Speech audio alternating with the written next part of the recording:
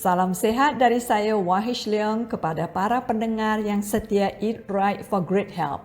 Hari ini kami akan sharing mengenai kanker payudara yang terus meningkat di seluruh dunia dan saat ini merupakan kanker paling umum di antara wanita.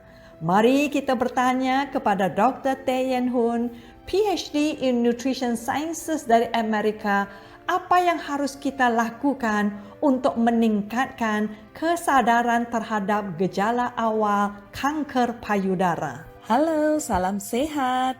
Di bulan Oktober setiap tahun adalah bulan peduli kanker payudara. Breast Cancer Awareness diperingati di seluruh dunia.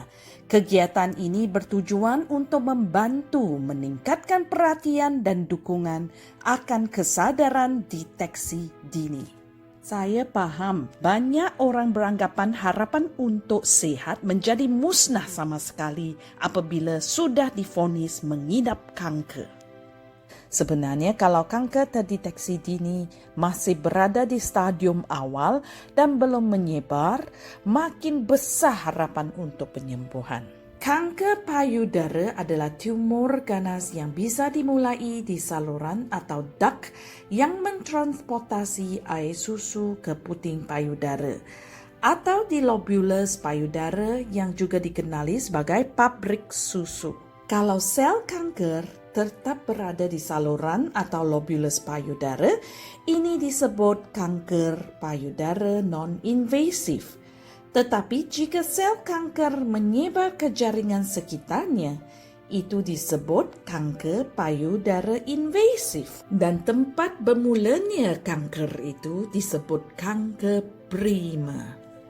Kadang-kadang sel kanker payudara bergerak dalam aliran darah dan sistem limfatik ke bahagian tubuh lain seperti kelenjar getah bening, paru-paru, tulang, hati, dan otak.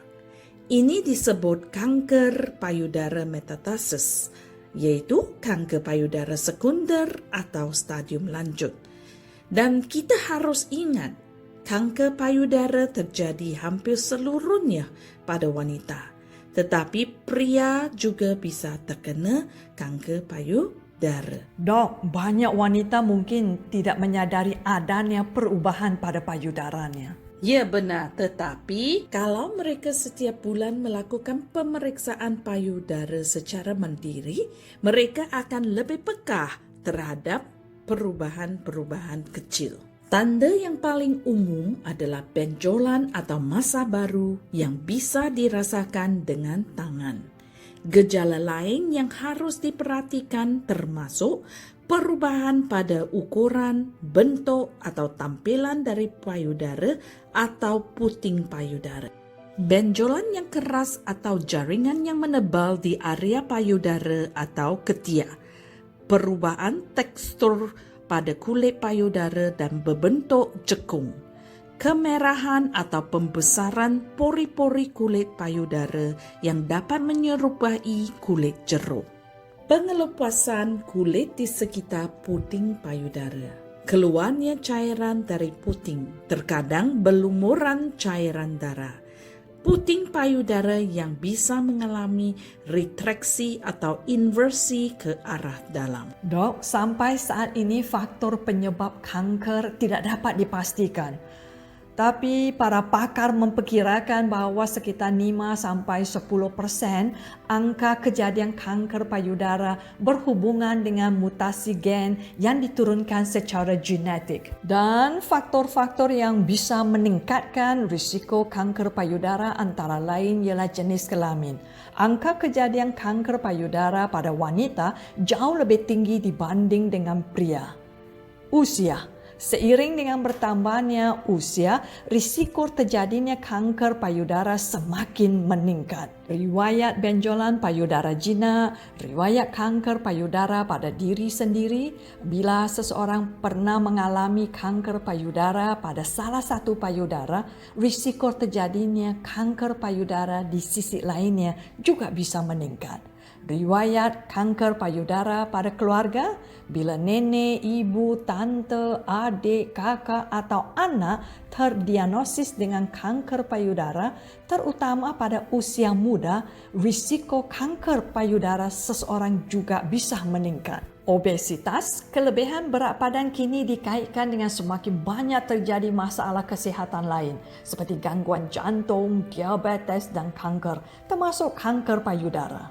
Mulai menstruasi pada usia lebih muda sebelum usia 12 tahun dikaitkan dengan peningkatan risiko kanker payudara.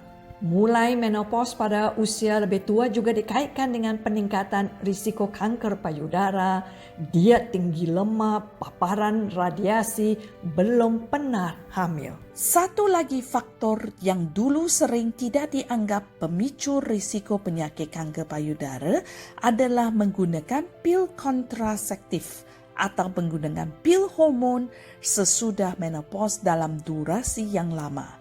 Ada kesalahpahaman bahwa jika Anda merasa baik-baik saja, tidak memiliki benjolan dan tidak memiliki riwayat keluarga kanker payudara, Anda mempunyai kemungkinan yang kecil terkena penyakit ini. Hakikatnya bahawa banyak wanita yang telah mempunyai atau mengalami kanker payudara tidak memiliki faktor risiko selain hanya menjadi wanita. Oleh kerana itu, pentingnya test screening dan medical check-up untuk semua orang. Test screening dan medical check-up memastikan deteksi dini suatu penyakit sebelum gejalanya muncul. Miss Leon, yang penting harus kita ingat untuk melakukan deteksi dini dan mencegah kanker payudara, Anda harus melakukan pemeriksaan berikut. Pemeriksaan payudara secara mandiri, breast self-examination, mulai usia kita menstruasi dan melakukan setiap bulan. Pemeriksaan payudara secara klinis, mulai dari usia 20 tahun dan ke atas. Melakukan pemeriksaan ini setiap tahun sekali. Biasa kita menggalakkan melakukan ultrasound atau USG bersamaan dengan mamografi mulai usia 40 tahun dan ke atas.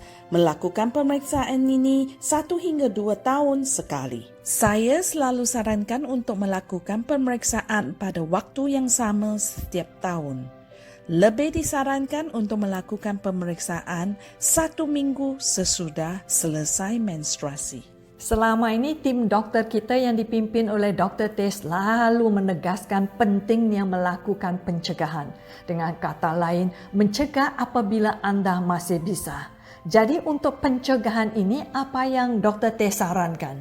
Mempunyai pola hidup yang sehat, berolahraga, jangan mengkonsumsi alkohol, jangan merokok, jangan suka begadang, dan mengurangi stres. Mempunyai pola makan yang sehat, pola makan yang sesuai dengan golongan darah Anda. Makan makanan yang tidak disuntik hormon. Hindari dari makanan yang manis-manis, hindari dari makanan yang digoreng. Maintain atau mengkekalkan berat badan dan BMI, Body Mass Index yang ideal. Usahakan menyusui anak. Sebagai seorang wanita, ketika kelak punya anak, usahakan menyusui si kecil setiap hari.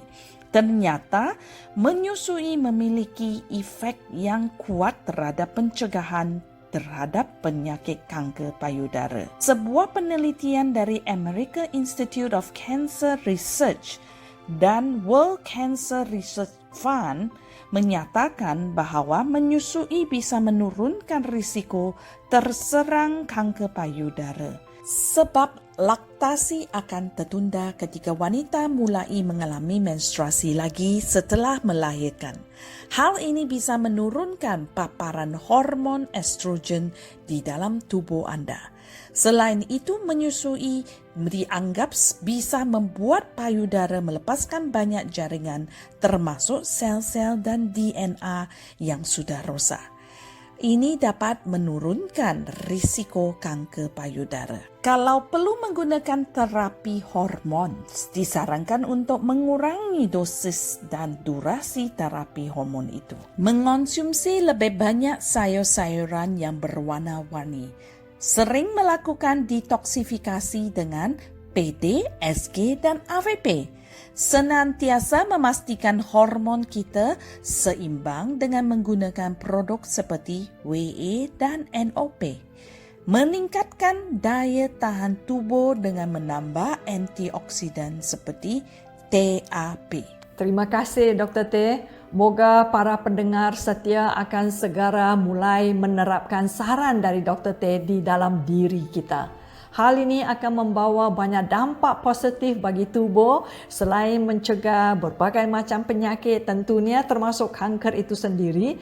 Mencegah kanker sejak dini tentu akan jauh lebih baik dan tepat daripada kelak mengobatinya. Wishing all our beloved VLE family members an incredible weekend filled with joy and happiness.